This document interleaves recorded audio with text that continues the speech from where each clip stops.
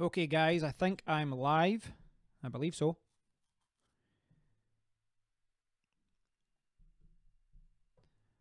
Just checking everything on YouTube. Right. So, this is a live stream, as you can see. And what I'd like to do in this video is talk about a lot of different news that's been there over the last week or so. And hold on a second. This is what happens when you go live. Right. Right, okay. What happened there was I'd put on my video there to see if the video was displaying okay. And when I did that, it started displaying the standard Wix advertisement, which started coming through my headphones and started messing my head up. So I'm streaming through my laptop and my computer and all that rather than my phone. And there's a few reasons for that. Firstly is because there's been lots of random tech news over the last week. You know, I read a lot of tech blogs and I wanted to talk about it, but I didn't want to do 5 or 6 videos about it. I thought I'd just tie it all up in one video. The other reason is, well, I'm hoping to do more live streams. The webcam that I'm using just now, this one, is the Logitech C930E. It's quite a good webcam. I got it a couple of years ago. It was about £90 and it does 1080p, 30 frames per second. So what I've decided to do is upgrade, and I've bought it as second hand, the Logitech Brio. So I saw it was £90 second hand in CEX in the UK, but it retails at 180 here. No, I don't think it's worth 180, but it does offer 4K recording at 30 frames per second in a webcam, and it also offers 1080p at 60 frames per second, which is probably a wee bit more realistic as to how I would use it. But I've looked at some samples and it does look a lot better. So that's something that I'd like to check out, in a few weeks when it arrives, or next week or whatever. I've actually ordered the Elgato streaming capture card as well, so that's going to allow me to do a lot of streams. I don't want to be game streaming all the time. That's not what my channel's about. I still want to focus on technology and reviews and things like that. But it would be good to, just sit back and play some games with you guys sometimes and record it all. So when those things arrive, I'll have a better setup and make sense for me to kind of practice. So if for any reason I'm out of sync here, with the audio, please let me know. I did some tests beforehand, but a lot of the time you really can't do anything until you go live and then you realize something is wrong. So I'm using OBS to record, which, I've tried a few other things, but I think OBS, it seems to be the best way to stream live, as far as recording games and all that. It's free for a start. It's fairly easy to use once you get set up and once you know how it all works. I downloaded XSplit because I wanted to see what it was like, and I downloaded it today just to try it out, and right away, within seconds, it crashed. So, yeah, I'm sure it is a good application to use, but you do need to pay for it, so it just makes more sense to try and get used to OBS. So, there's a lot of news over the last few weeks about random stuff. I just want to give my thoughts on it. First one would be the Oculus Go. Just put this over here. Yeah, so the Oculus Go has been announced. The man, Mark Zuckerberg, has announced it, $199 standalone. So before, most of these kind of VR machines and setups, they all need you to use an expensive machine. For example, the PS4 Pro, or you need to spend a lot of money. Like the HTC One, it was several $100s, a lot of money. So they're announcing something that's $199. So I haven't tried it yet. I haven't tried the what do you call it? I haven't tried a VR machine yet. My friend from training, Brian, he got it for the PlayStation, and he had it for like a weekend, and he said, listen, do you want to, I'm going to sell it. I don't like it. And he offered to give me it so I could try it out. But then I said to him, listen, just sell it now before the price drops. So I didn't try it out. I have tried, like the VR one where you use with your phone, but I don't I don't know. It's not something that interests me really now. From what I've heard, like my friend Malky said that as well. He said that it's really good at first. It's fun. But before you know it, it gets quite boring. Now, I think that'll change though. At $199 standalone set, you're going to see a lot more people buying it. When there's more people using, you know, something like an Oculus Go, when there's more people with the hardware, you're going to get more users, which means that you're going to attract more app developers. You know, this is the same, you know, what happened in Android and iOS. When they saw how many people were using these things, this is what attracted all the developers. And developers go where the money goes, you know. You know, if the user's there, there's money there, and you'll start seeing all these interesting apps, and I think it will just grow exponentially. So it's not something that really affects us right now, but it's in its shipping early next year. But I reckon if you go into the website, Oculus Go, oculus.com/go, it tells you information about it, and it looks good. I mean, $200 is a lot easier to bite. It's a lot easier to take a risk and try one than several $100s, or having to, you know, spend, you know, money on hardware and just to be able to use the VR machine. So a standalone machine could really be a game changer. Not a change gamer, because that isn't a thing. Yeah, so that could be really, really good. And I don't know. We'll see how it goes, but I think when more people, when it comes down to a more affordable price point, I think we're really going to see a lot more people that are using it. So there's been a lot of other news, and I'll try and get to it. What was the other thing? BlackBerry, that was one. So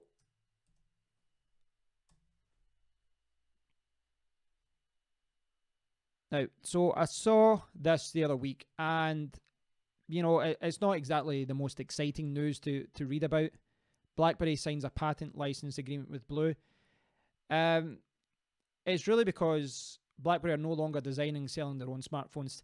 That's disappointing. I was always, you know, I know that BlackBerry were never like the, you know, the main player that they were years ago, but I liked that they were doing something different. The Key One this year, I was very close to buying it myself. It looks like a great phone. It get good reviews. And Blue is a phone that I've tested two of their phones. I bought one as a gift, and I got one sent to me to trial, and then I sent it back. And they've been caught with their, you know, with their hands up. They were caught selling, you know, like collecting data and all that kind of thing, and selling people's information on. That's a little bit disappointing, but you know, it's good that BlackBerry are still in the phone game, but I was really surprised that they partnered with Blue. It just seems, I don't know, it just seems like a strange partnership. It's not something that I thought I would have saw. So yeah, I mean, we'll see how it goes. I don't know how they're going to work, but this should help Blue. You know, there's still a lot of experience at BlackBerry. Okay. Other story was Apple iPhones. The rumors are next year iPhones are all going to have the Face ID, which means that you're going to lose the Touch ID. I hate websites like that display video. Don't play a video and start playing music unless I see this as well. Hate it. I don't want notifications. I don't want videos automatically playing. This is why people install ad blockers, and then I make half as much money as I should online as a blogger and all that. Right, I digress. So next year they're saying that they might drop the Touch ID. So they're going to go to the Face ID, and it's, you know, it's all going to be face recognition, which should mean that phones are going to get, well, you know, the bezels are going to disappear even more, and it will be more like the iPhone X. So how do I feel about that? Well, I don't know. I quite like a fingerprint reader. The one in my HTC U11's at the front. I think that's quite good. I prefer, if I'm honest, I prefer the ones in the back of the Nexus range. I think that's a more, you know, it's a much better position to put it, and it also frees up the front for something else.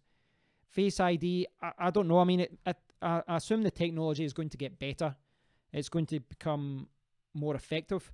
But, you know, when I had my Surface Pro 4, that, you know, the Windows Hello thing, which, you know, you just look into the webcam. In fact, the Logitech Brio thing that I'm getting, the webcam that I'm going to replace this one, that is going to have the Windows Hello feature. It's got an infrared sensor, which means I should be able to just sit down at my laptop and, you know, my laptop will just open up. I don't have to type in my password, etc. That is a good feature. It worked okay in the Surface Pro, but, you know, there's times where, you know, I'll open up my phone. Like, see, when I pick up my phone here, I'll do this, and I'll even look at it, and I'll just hold it up, and, you know, when I've pushed my finger, it opens it up. So, ideally, I would like both. I would like a fingerprint reader built in somewhere. Maybe if it's into the screen, you know, maybe they use it with the screen. Or maybe it's on the back or something. But I don't think that they should just lose it completely. Yeah, that's my thinking of it anyway. So, another thing now, this is really, really cool. This is something that maybe a little bit gimmicky, but this is something that I think is very, very cool. So, hopefully you guys can see this now. Another advert. So, there's lots of different news about this. So, I watched a couple of videos about it, and I read a few articles about it. It's a dual screen phone. So, it's basically just a normal phone, and then you flip it out. So, this is on CNET. So, you flip it out, and you've got two screens, and you can mirror the screen in any way you want. Like, you can have both of them mirrored, so it's the same display. You can just extend the display if you want. You know, you just extend it, and then all of a sudden you've pretty much got a tablet. So, you know, it's just like that, and then you can fold it over. The idea with the mirroring is if you could sit the phone down, you sit it down, and then people from either side, for example, if you're watching a movie or a YouTube video, you could sit across from each other. That's gimmicky. That is gimmicky. In my opinion, that's kind of gimmicky. It's for how many times you would use that. Hey, Sean. Thanks for watching. Yeah, so this it's gimmicky, but at the same time, I like this idea. I mean, look at this. Look, this is pretty cool how it works. Kind of looks like a DS there, doesn't it? So I think this is a good idea because on my phone, you know, especially at night, you know, if I can't sleep or something, I'll watch YouTube and then I'll split the screen and I'll browse down the bottom. So I'll be watching a video, you know, maybe even like a, I don't know, even something like a Joe Rogan podcast or something like that, which could be on for an hour or so. But underneath, I'll be browsing the web, I'll be sending emails, I'll be doing other things. And this kind of just takes the idea of multi-screens and multi-windows, it just takes it one step further. You know, obviously, it'll be a thicker phone. You can see the big bezel in the middle, but I don't know, it looks quite cool. I don't know how they're handling the cameras there. You see that? That's obviously getting embedded in there. It'll be a good idea. It's a good concept. Now, this isn't going to sell well. It's not, you know, it's not going to be a big seller. But what this, you know, phones like this are important because what they do is, you know, big companies like, well, Apple's the best example of this. People say that Apple innovate. They don't. Where they excel, where Apple excels is refinement. You know, they're talking this year about how they've got wireless charging when Samsung have offered wireless charging for multiple years now, at least 3 or 4, maybe longer. But what they do is Apple actually, you know, they'll take something, you know, they'll let these other companies take the risks, and after 3 or 4 years of them taking risks and realizing what works and what doesn't, then Apple will be inspired to add it to their own phones. And I don't think there's anything wrong with that. You know, I think the bigger companies, you know, they can't really afford to take risks that the smaller companies can. So this company, ZTE, are taking the risk and they're going to go for it. On the subject of ZTE, now this is a complete tangent, but it's in my brain, so I might as well say it. When I went to South America, I was living in Colombia for a year or so, and I was traveling South America, and I had an iPhone 4, which I bought for like £600 from the Apple store itself. I just walked in and bought it. Now, I didn't like walking about. You know, when I'm traveling in countries where some of the countries I was traveling to, people are only making $5 a day, I just wear a cheap watch, cheap clothes. I don't bring attention to myself. I did see some American travelers who were over there working and I don't know if they get robbed, but if they did, it wouldn't surprise me. They walk around. There was one guy in the bus, and he was just sitting on the bus next to me, and I'm, a lot of people were mistaking me for Colombian because I just had my hoodie top up and I had a cheap Casio watch, and this guy was out with a big Samsung Note phone, and he was on a crowded bus, and there's, the phone was worth 3-4 times more than what people were making on a monthly basis. So I didn't like walking about with my iPhone 4 that much because of that. And I bought a cheap ZTE phone. So this was a cheap ZTE phone. It's a cheap Android phone. And it was probably the worst phone I've ever owned. It didn't have the proper touchscreen. The previous touchscreens, the ones that were, I can't remember the name of it. See when I had one of these before as well. See before proper touchscreen phones came out, it was like the touch, I don't know if they called it resistance, but you basically pushed it and it was like lots of little, it wasn't like you could slide. You had to actually push it down. So when you typed, you had to do it like this. I had an HTC tablet phone like that going back 2005. I had a phone like that, but this one, it had not enough storage, so you could only install like 3 apps. It had pretty much next to no RAM. So say it had 256 megabyte of RAM. It had it was probably using up, most of it in the operating system Android. The problem was I paid about £150 for it. This wasn't a cheap phone. I should have just went with a brick phone, like an old Nokia or something, but it was one of those things that was just completely underpowered and it just shouldn't have went to market. So that's how I remember ZTE. I spent a lot of money, and eventually I just gave it to someone because I hated it. So it literally drove me to throw it against a wall nearly. So I just gave it to someone. Yeah, so that was ZTE, but they have stepped up the game over the years. I know they make a lot of cheap phones from China, and you can get a lot of bargains with them. So that was a little bit of a tangent there. So there was another thing that came out, another news story. Where was it? It was about the Microsoft Surface Book 2, which will be no surprise to all of you, is very, very expensive. But they have actually stepped up. They've stepped up the specs. They have stepped up the specs quite a bit. So here it's here. Now, as you guys know, I bought the Surface Pro 4 the other year, and because I thought I would use it as a tablet and things like that. But in hindsight, the Surface Book would have been a much better fit for what I wanted. It was more powerful. You can still take the tablet off, but it was primarily a laptop, and that's what I should have bought. And they have stepped up, the specifications here. You can see up to an i7, a 1060 NVIDIA graphics card, pixels per inch. That was always good anyway. 17 hours battery life, up to 16 gigabyte of RAM. So you've got a laptop mode, tablet mode, studio mode, view mode. Makes a lot more sense as well, because I had when I had the Surface Pro 4, the problem was that you had the tablet, which weighed, say, 700 grams, and then you had the keyboard part, which weighed 200, 300 grams, which meant that it was top heavy. So that was fine if you were at a desk and you could sit here like this and you could type away. But as soon as you had it on your lap, a lot of the time I'll use my old Lenovo laptop on the couch, and as soon as you fold it over, it's top heavy. So it's just it's really just a pain. It's just really it doesn't topple, but it's just not a good way to hold it. It doesn't stay in place. The Surface Book is a much more practical solution, I think, for most people. So you can see here the prices. So which one? It seems to be $1,500 here. And for anyone in the UK, swap that $sign for £1 because Microsoft, they're giving us no bargains. So you can get an i4 7300U processor. I believe that must be dual core. HD graphics 620. So that one's just got the integrated graphics. That's a cheaper version.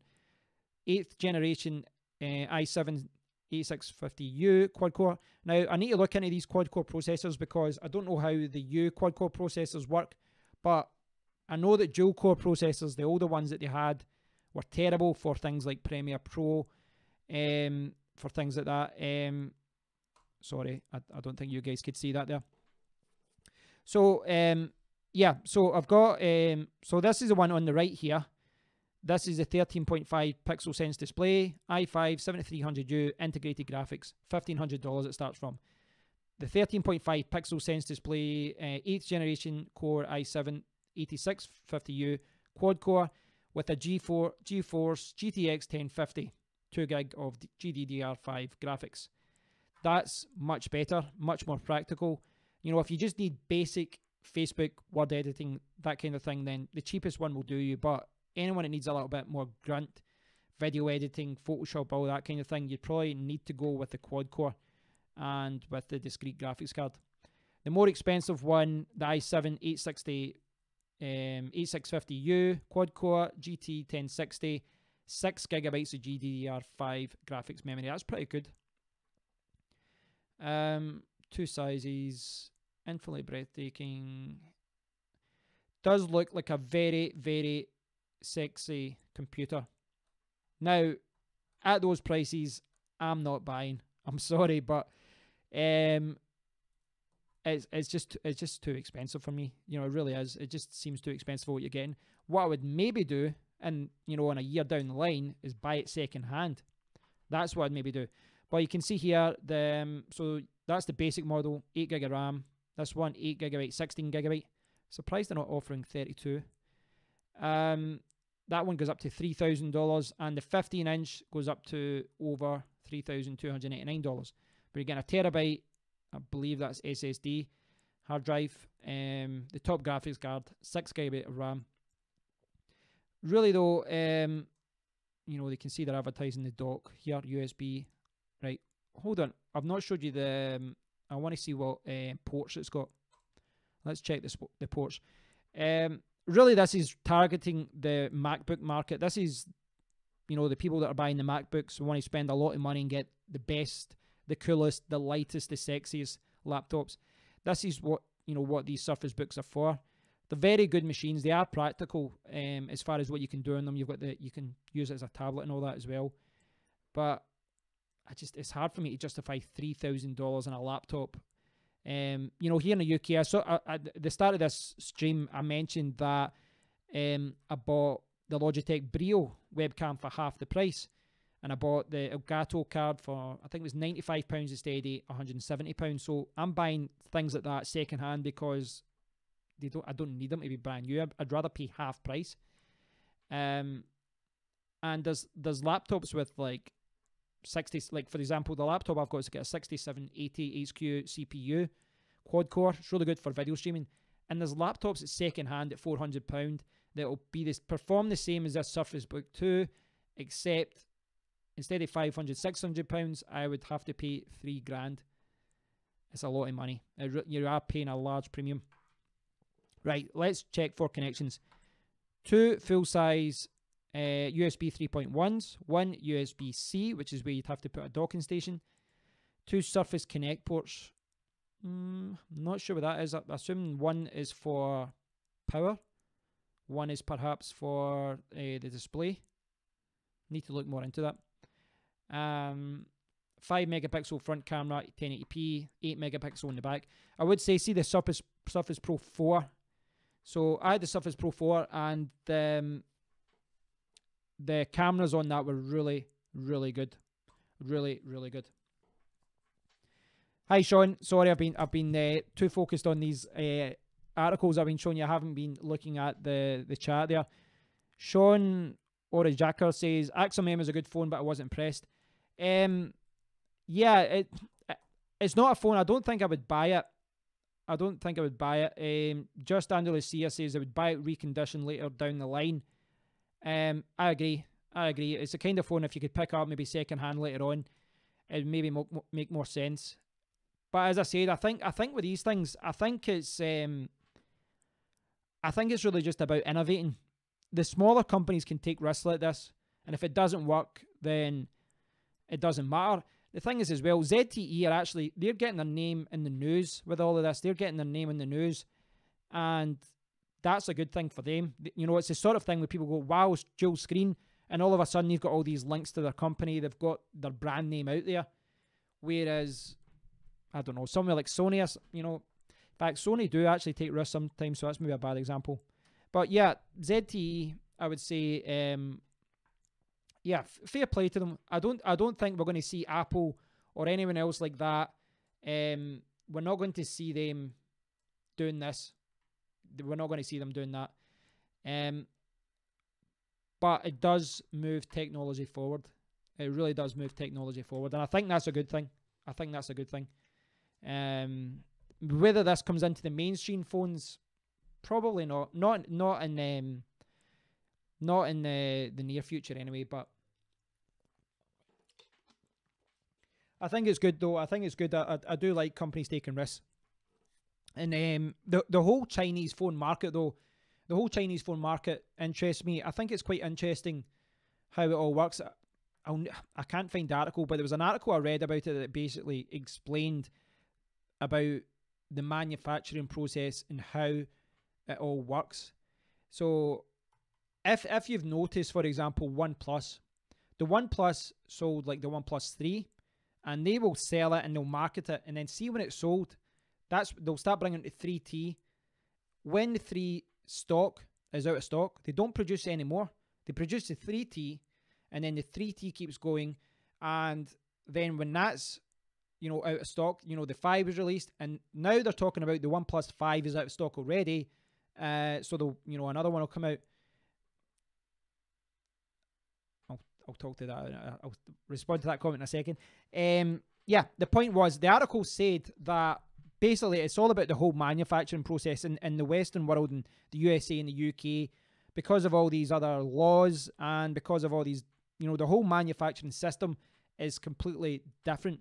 Whereas in China, they basically, you know, they're closer to where the parts are being made. They'll buy the stock, they'll make a phone with it, they'll make so many units of it, and when it gets to market, they'll just start making another one.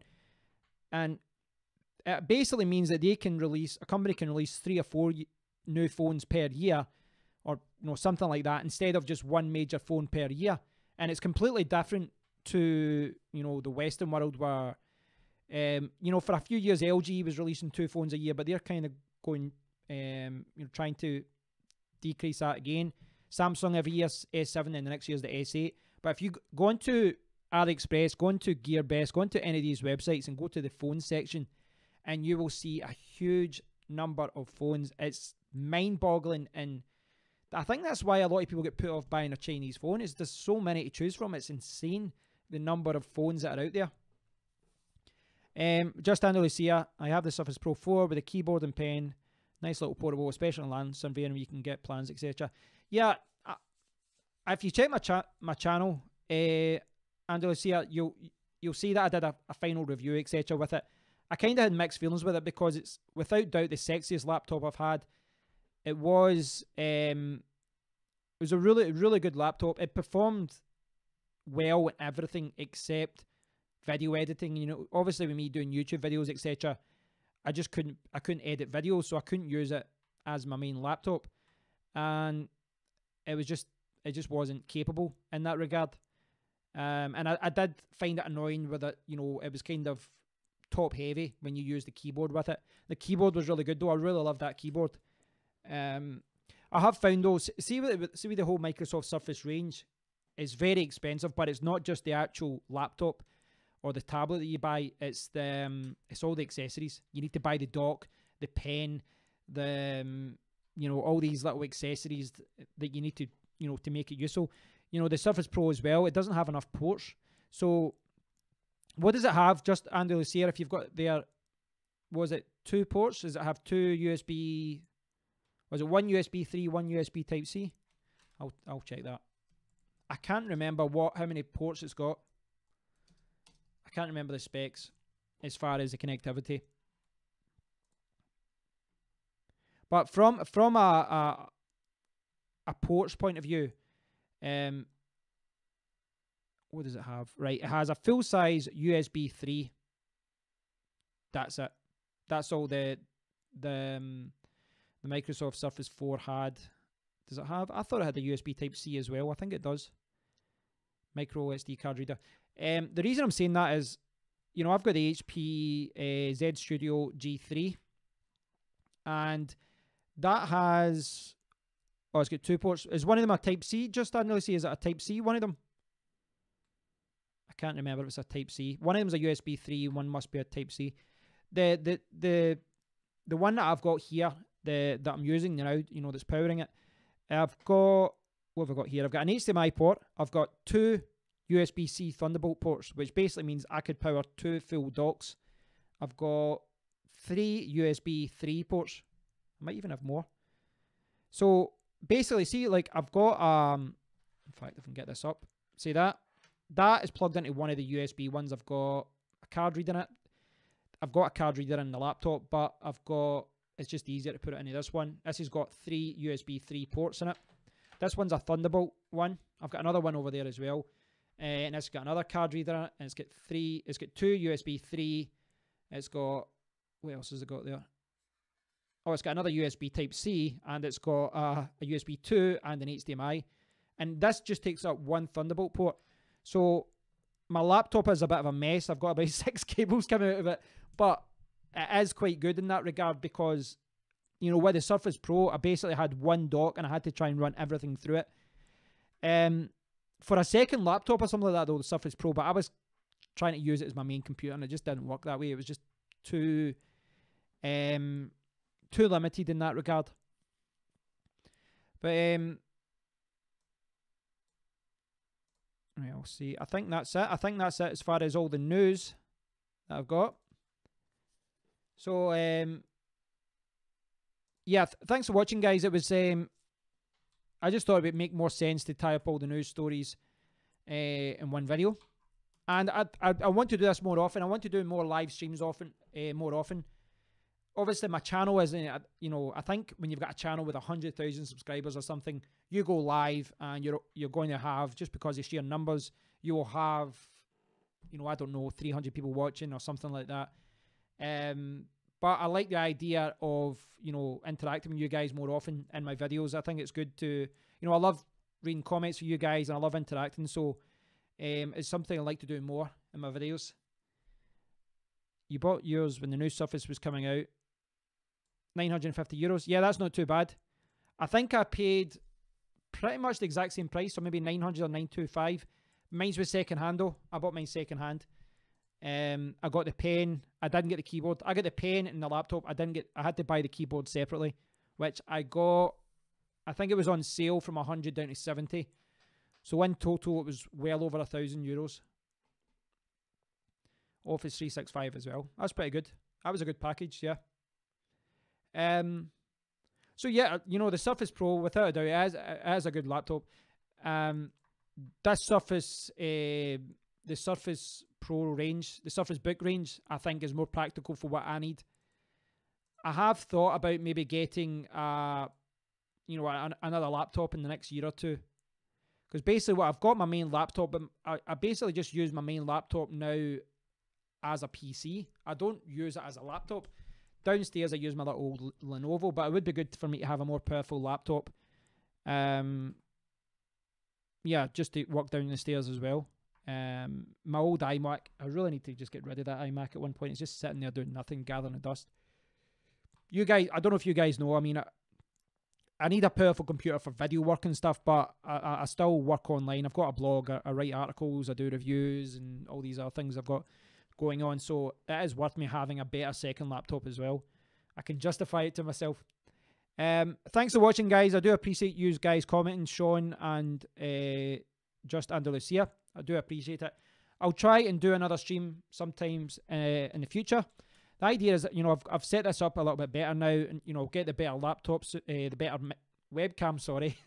I'll get the better webcam soon, and, you know, I'll get it set up, and, you know, it's just wash, rinse, repeat. I'll get it set up and I can do more videos quickly. You know, this is something that I really want to do, you know, see with the whole YouTube thing. I love, you know, I've got the GoPro, I've got other cameras over there as well. But when I record videos in the micro SD card and I'm not like live streaming, what I need to do is, you know, you need to put it Premiere Pro, you need to edit the videos and all that, which I don't mind, but it does mean that, you know, if I can do live streams and just talk to you guys and just explaining what I want to do via my computer, then I can save a lot of time. And when I can save a lot of time, it means that I can hopefully do more videos and, you know, do better content, things like that. So I do appreciate all you guys watching. I just saw there. I've noticed I've got I noticed one guy instantly just disliked my video. I try not to see the whole dislike thing on YouTube. I try not to focus on it. I don't care too much. I realize people, you know, are just, some people are trolls or, but I think I pissed off a few people like the other year. I can't remember who it was, but there's someone out there annoyed at one of my articles or my reviews or something, and I think they subscribed to me and then just instantly dislike every single video as soon as it comes out, like every single one. Like, I'm talking seconds after it's published. Sean was saying, I'm going to buy the Surface laptop. What laptop are you talking about, Sean? Which one? The Surface Book, but the first one or the second one? Because there was the Surface Book, there was a new iteration of the Surface Book, but it wasn't the Surface Book 2. And then this one is, like, this one here is the Surface Book 2, but there was another one that was the Surface, it was kind of like Surface Book 1.5, you know, or a second version. And then Just Andalusia.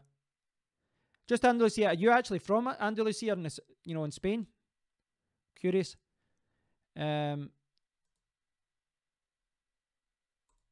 I then saw on eBay a brand new HP. Look, sailed in from me. That's pretty good. So you've got an HP EliteBook 8460p, €250. Then you put in your own SSD, 250 gigabyte, which is good. Another RAM stick, giving me 8 gigabyte RAM. 2014 PC runs like a dream. That's thanks for subscribing. Really do appreciate it. That's the way to do it, by the way. Like, I used to always buy my laptops new, and I do still buy a lot of things new. I bought my GoPro Hero 6 new, which was £500. I bought my HTC U11 new, which was £600. So, God, that's £1,100 of equipment right there. But when I can save, I try and save it. I do try and save money. I've done videos about this before, and you know, technology is just like a car. You know, it depreciates as soon as you get it, because the whole nature of you know, the whole nature of technology is new things come out and things drop in price. People want the newest things. So I'm a big fan of that CEX shop in the UK. I trade stuff in. Well, I'm going to start selling more things to it and get vouchers and buy more stuff. Sean, the Microsoft Surface laptop. Oh, right, okay, the Surface laptop, right, not the book. So is that the fourth version? I don't think they've announced a fifth version of that yet, or have they? Have I? Oh, Surface laptop. Right, okay, sorry. I'm going to check that out. Malaga. Oh, nice part. Yeah, Malaga, it's beautiful down that area. I've been to Malaga Airport several times. You know, obviously you've got Seville and things like that down that area as well. You've got, I've been to Benalmádena and all that kind of thing down there. It's beautiful. See, like, I long term, I'd love to retire to Spain. I love the country. I'm going to Barcelona next month for a weekend. I'd love to go back to, like, Valencia and things like that, Madrid. Beautiful country. Although that's maybe because I'm a pasty white guy that doesn't get the sun. Let's see the Surface laptop that Sean was talking about.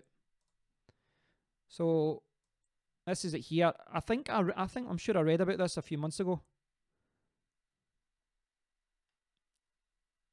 $999.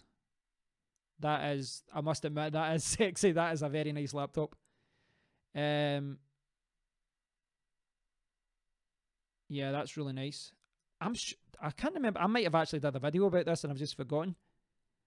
I was getting mixed up thinking you meant the Surface Pro. So $1,000, which probably transfers into £1,000 or €1,000 for the 4 gigabyte of RAM. Right, so that version's borderline impractical at 4 gigabyte of RAM, but $1,300 for that one. Right. And then for the i7 version, right, where's the most powerful one? Right, it goes right up to 2700. Let's see, a practical version, like if you didn't need video editing, I think the 8GB of RAM with the 256, I think that would do most people. I think in this 2017, 4GB of RAM, when you can't upgrade the RAM, that's not enough. So I would say, yeah, without the kind of, the advanced graphics card, none of these setups are going to work with videos. But if you don't need that, if you're at university, you're at, college, school, whatever, you're going to work and you don't need video editing, I would say 8GB of RAM, 256, that's more than enough. More than enough. It's a very, very nice laptop. I like the look of that. What I want to do is check the tech specs. Where did that? Oh, there we go. Tech specs.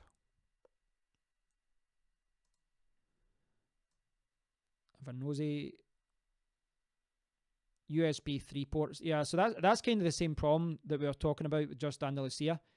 Not the Pro. Yeah, I was getting mixed up.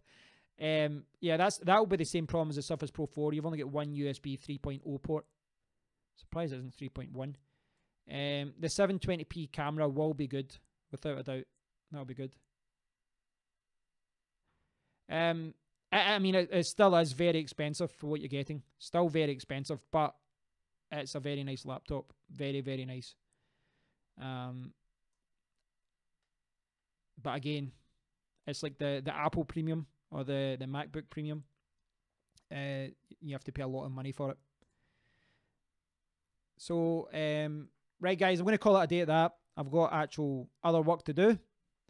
Thanks for commenting, you guys, and thanks to everyone who watched. I'll try and do another stream in the future. And yeah, I think it makes sense as well. If I've read a lot of news, rather than doing lots and lots of videos about it, it'd be good to just do a live stream and cover lots of things under the one video. And it's great interacting with you guys. If there was any problem with the audio or anything with syncing or anything like that, please do let me know and I'll check the settings. Everything should be okay for next time if I can try and troubleshoot it. Just only see a bad battery though. On the Pro? Oh, on this on the Surface laptop. Where's battery? I can't even see battery here. The Surface one there, it's saying up to 14.5 hours. Whether that happens in real life, I don't know. Thanks for watching anyway, guys. Really do appreciate it. And I'll speak to you all soon. Cheers, guys.